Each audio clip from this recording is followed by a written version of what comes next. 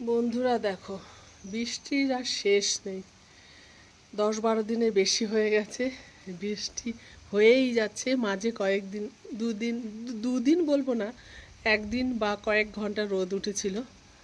তারপরে ভেবেছিলাম আজকে বৃষ্টিটা হবে না। ও বাবা, কোথার থেকে অন্ধকার হয়ে এসে পুরো কালো মেঘে একদম বৃষ্টি, ঝমঝমিয়ে বৃষ্টি নামলো। জল তো উঠেই গেছে রাস্তা দিয়ে।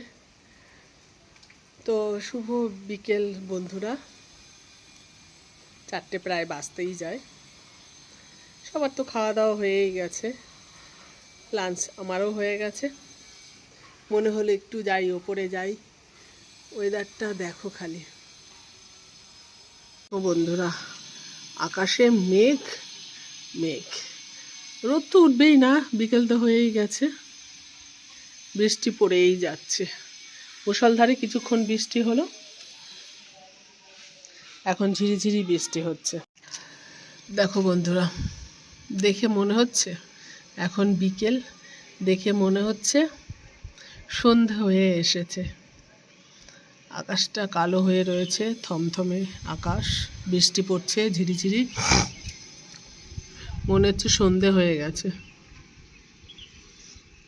বলো তাহলে কার কার এই বৃষ্টি ভালো লাগছে বলো।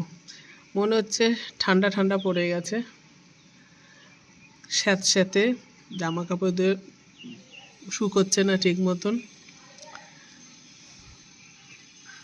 ইস্ত্রি করে বা কত কেমনভাবেই বা শুকোবো। যাই হোক, দেখো খালি অন্ধকার হয়ে রয়েছে। কার কার এই বৃষ্টি ভালো লাগছে এতদিন ধরে জানিও বন্ধুরা।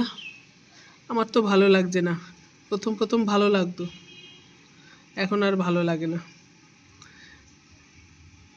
দেখো